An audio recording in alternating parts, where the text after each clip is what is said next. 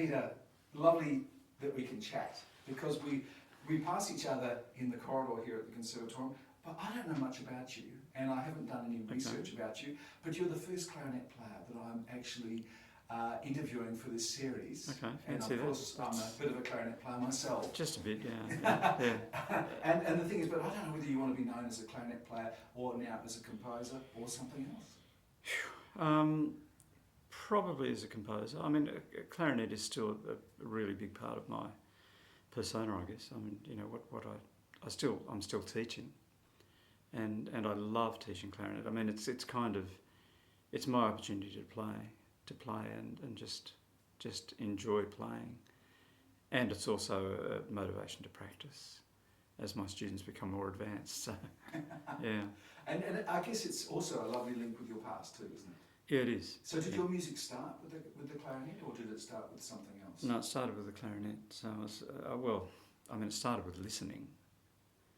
So when I was my grandmother died when I was about 8 years old, and she had what seemed to me like a large record collection. And we used to spend weekends at her house after she passed away, and my dad was just doing it up to rent out, and you know, I'd sit in the living room and play her records on the gramophone. And did you have any favourites? I started with Doris Day, who I did not like.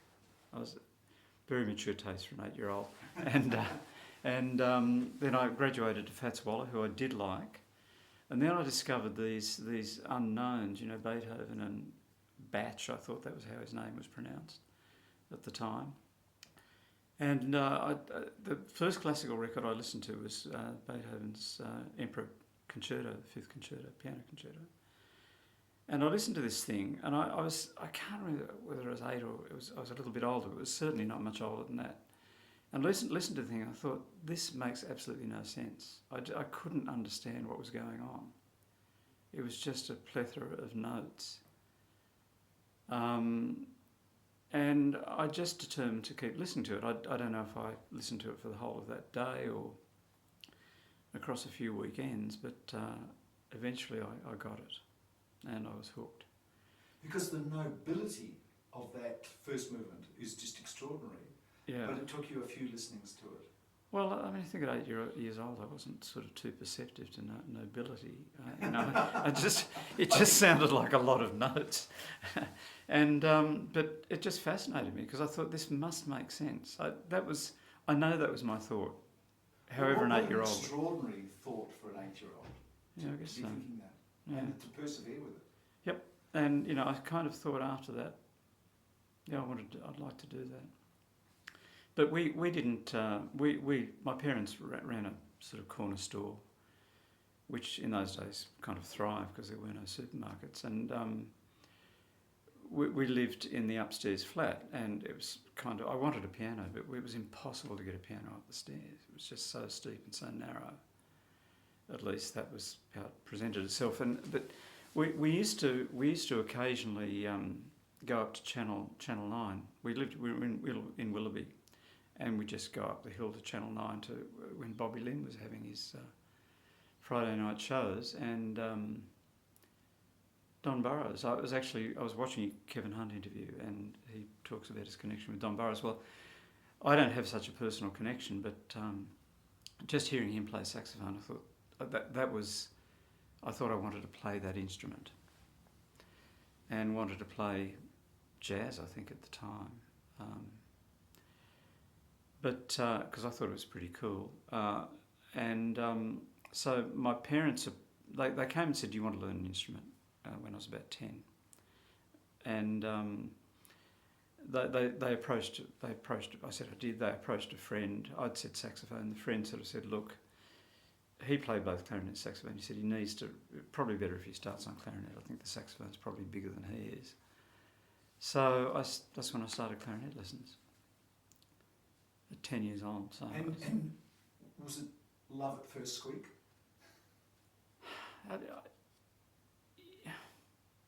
It must have been. I really can't remember. I mean, I know I progressed very quickly, and within about 6 months, I was actually here learning from Thomas White, who was he was principal in the Melbourne Symphony, and then he'd come up here. That's a story in itself, of course. Was he an English clarinet player, or was he Australian? No, he's Australian. Yes. Yeah, he'd been in Melbourne. I think he'd been in Melbourne, you know, from the 1920s on. He was an extraordinary player, just extraordinary. Very, very French style of playing. It's a very sort of quite a thin. Well, I'd call it a thin sound now, but it's a direct sound. A very direct sound. Yes. But it was beautiful. And as a teacher, he inspired you, or was he? No, well. This is why I'm sort of uncertain as to whether it was love at first sight, because I had my experience of him was that he was extraordinarily knowledgeable, but had no idea how to deal with an 11 and 12-year-old child, and I just found it oppressive. And my father also sort of was aware of constantly driving me, and it wasn't I didn't have a happy time probably in those first couple of years, but I mean it must have been love, because I didn't want to give it up. Right. Yeah. But that experience must have affected your teaching later on, for sure. Oh, for sure, absolutely. Yes. I mean, that's the trend that comes through these interviews, that quite a number of people don't have such happy experiences, but they use the experiences later with their own teaching. Absolutely. You know, I think patience. I think look, one of the positive things I got from Thomas White was just the need for detail and precision. But to impart that with patience. And were you playing in any groups at that stage? Was there a school orchestra or band, or no? So it was just purely study by yourself. No, I was at Willoughby Public School at that time, but I came here to high school, to the Conservatroium High School. Yes. Yeah, when I was 12, so I was here from years. And was that an extraordinary explosion for you, suddenly coming to a music high school? Yes. Yeah, it was. I often sort of say to people, you know, this school. It became my life very quickly, and my classmates are still my family, really, in a lot of ways. And how many people were in your class? It's because it's a very small school. Yeah, it was smaller then, but not a lot, I guess. 25. We had 25 kids. Yes. In the class. And they are friends and colleagues still. Most of them, yeah. Yes. Yeah. So from the high school, you developed your clarinet skills to a high level, and piano as well by this stage. Yeah, I guess I got to about grade 7 piano. I had bad experiences early on with piano, but later on, I think the turning point. I had some lessons with Daniel Herskovich for a while, and it was his playing of Messiaen that really. I mean, I'd been writing music before that, but his playing of Messiaen really nailed it for me. I thought, this is what I want. And what age were you then? When I learned from Daniel, I was 15. Right. So, and then the year after that, Daniel went overseas. I learned from Isidore Goodman for 2 years, and that was a treat. That was really, I learned piano technique from him, and it was really good. How extraordinary. Quite thoroughly enjoyable. And a fine musician too. Yeah, so, So where was your clarinet playing going? Because it wasn't, because you ended up playing casually with the Sydney Symphony Orchestra and the Ballet Orchestra. Yeah, yes. I mean, it's funny. I kind of think I bluffed my way into some of these things and didn't. I was in the National Training Orchestra, which I mean, the ABC Training Orchestra, which existed in those days. And, I had some casual work with the SSO and the Opera and Ballet Orchestra, kind of connected with that. And then the job that I got was with what was the Queensland Theatre Orchestra. And Georg Tintner was the chief conductor of that. That became the Queensland Philharmonic, I think, after I left, and then merged with the Queensland Orchestra, Queensland Symphony. And those days playing in the orchestra, they were happy days for you? Oh, or stressful days? No, not stressful at all. I think my experience in the SSO I found stressful. Right. I just, it's interesting. I mean, my ability to perform has gone in waves. I think. I think I was at a very high level when I left school. I tried to escape music for about 4 years at university doing a fine arts degree, and then thought I'd come back, and then sort of thought I was ready to audition for orchestras at that point, and clearly wasn't. And then came back here to study, and then National Training Orchestra and so on. And I probably reached another high point after my first year in training orchestra. I did. I really felt like I knew I was heading in the right direction. And you had lessons with Gabor Reeves as well. I did, yeah. The famous Hungarian clarinet teacher here at the Sydney Conservatroium. Yeah, love Gabor. He was great. Yes. Yeah. And what did Gabor teach you that other teachers hadn't taught you? Because you came with a strong European tradition of playing, didn't you? Yeah, musicianship. Yeah, it was. I think that was the. I don't know. It's funny. It's often hard to remember these events from so long ago. I think, apart from Thomas White, I don't think I had any really solid teaching. I had a teacher for a long time when I was at high school who just used to take me through music and really said nothing except just ticked, the box at the end. Yes. And a lot of what I found was self-exploration. When I learned from Gabor, as far as technique was concerned, I had to ask questions because that was not what he automatically imparted. Yes. But he answered them, and we made progress with that. But I always had technical questions. But he would. I think just hearing him play and he would demonstrate stuff, and you would just. That was inspiring, I think. Yeah, as much as anything. Not a bad example of learning, is it? It's not bad. it's pretty good. So the Queensland Theatre Orchestra, and from there you came back to Sydney, didn't you, to work at Trinity Grammar?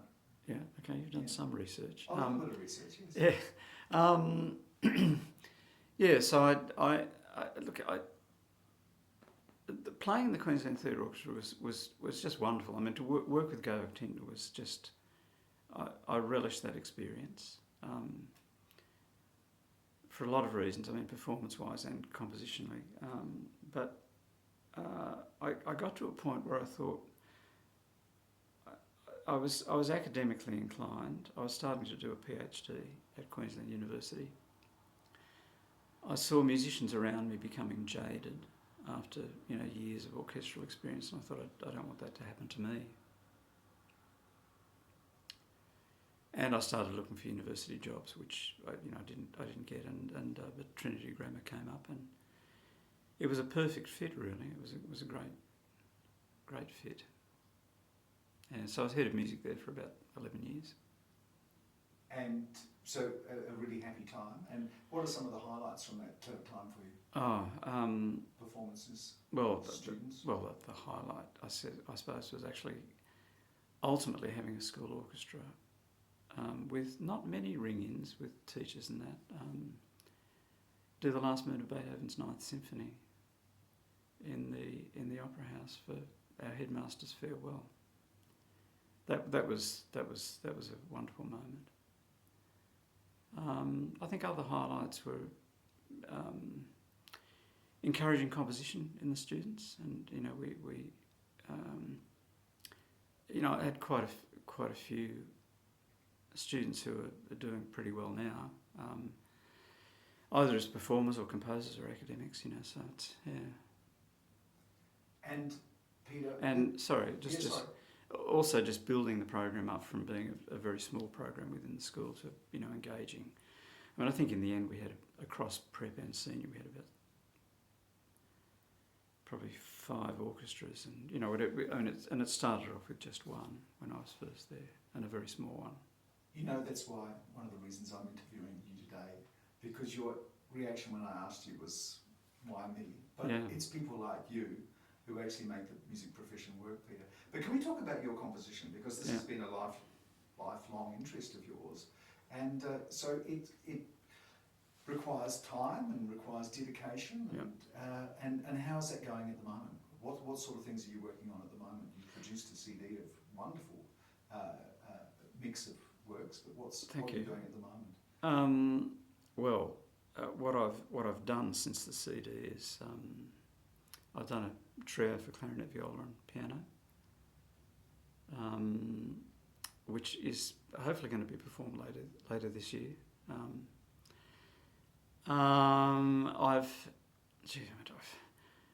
I've written. At the moment, I'm working on some Chinese folk songs actually. So I've been researching Chinese folk songs. So I've taken a few with words and melody and just done some settings. I'm in the middle of that. Greg van der Stroop and I are talking about a piece for trombone and electronics and an assortment of effects pedals and things like that. So that should be fun. So there's endless projects. And do you have a folio of works that you started that you're going to come back to at some point when you have time, or are you a composer who manages to finish everything that you start?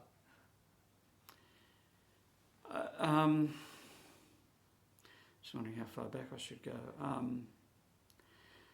There is a scene of an opera that I've actually completed, and I would like to finish. It'd be great to finish that, but I can't see it happening. I just think I need to move on. It was just a project that I set myself, and I knew that it would never get performed, at least in my lifetime. And the orchestration is huge, and I think it needs reduction. And I think, I don't know if I'm willing to spend the time on it. But I do tend to finish what I've got in mind. Now, something that caught my interest when I did do a little bit of research was something about a Chinese church. Yeah, that's right. Tell me about this. Okay. When I finished at the end of my time at Trinity Grammar School, I had a heart attack, a fairly serious one, and bypass surgery. And I kind of just reevaluated various things about my life, and I'd always been interested in Christian ministry and decided that I'd just go into that for a time.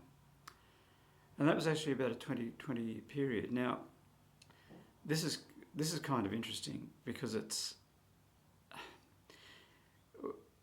just actually. Can I rewind just back to sort of please. Composition stuff? Yes. So when I was in high school,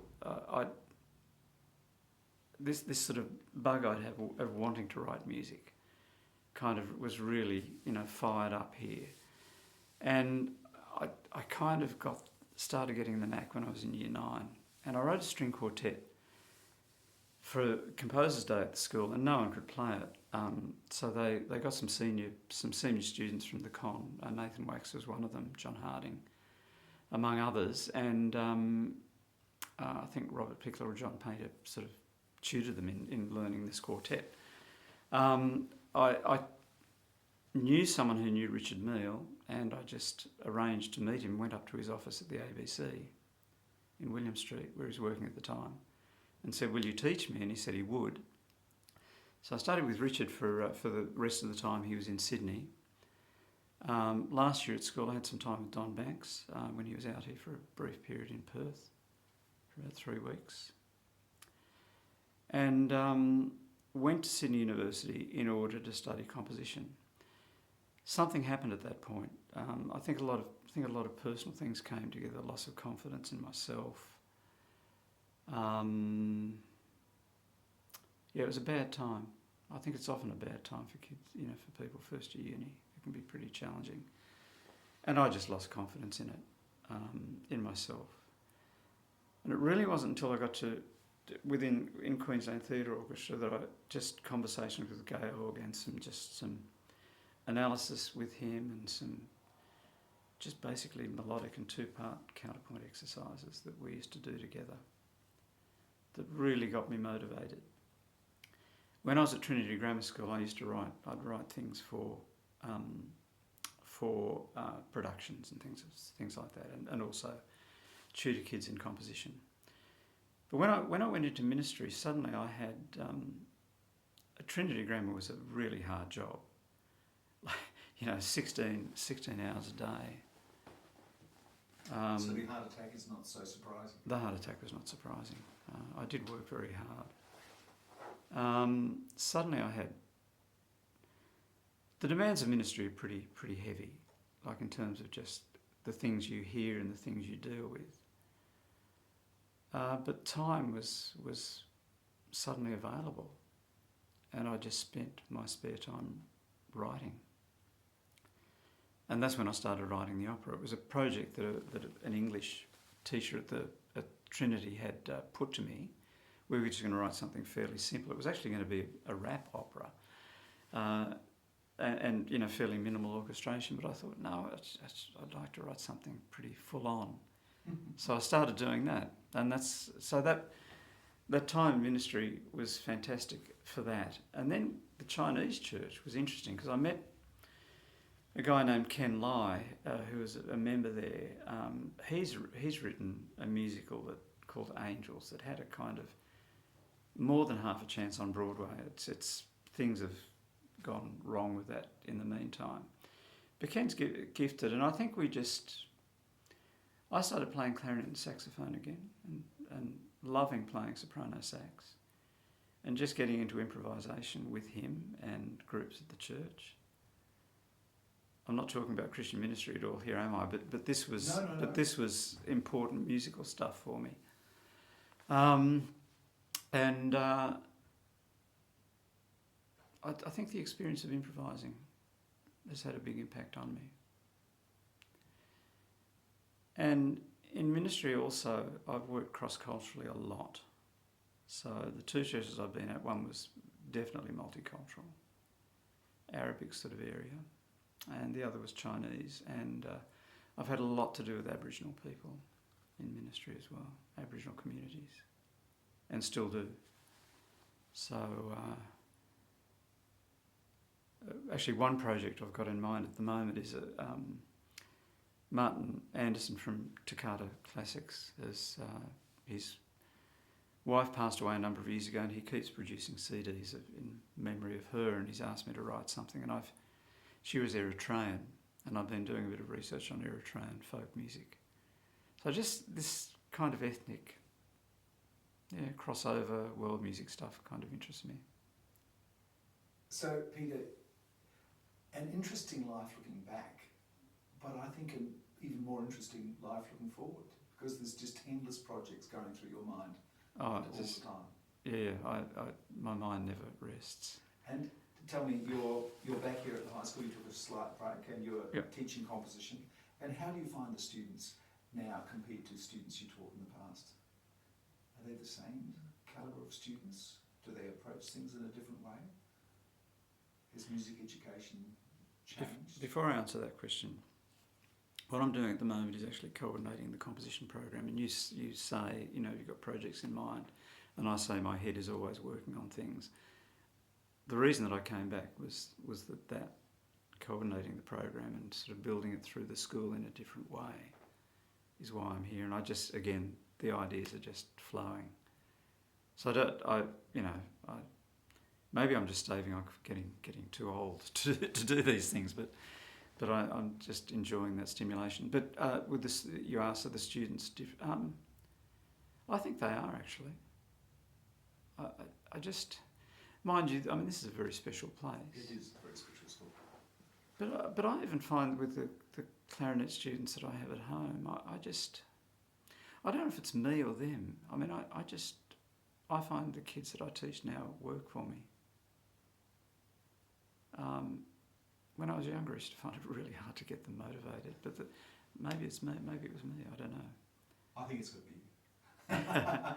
Peter, that's great. Thanks so much for agreeing to be interviewed. Thank you, Mark. We look forward to seeing your projects unfold. Okay, I've enjoyed it a lot. Thank you.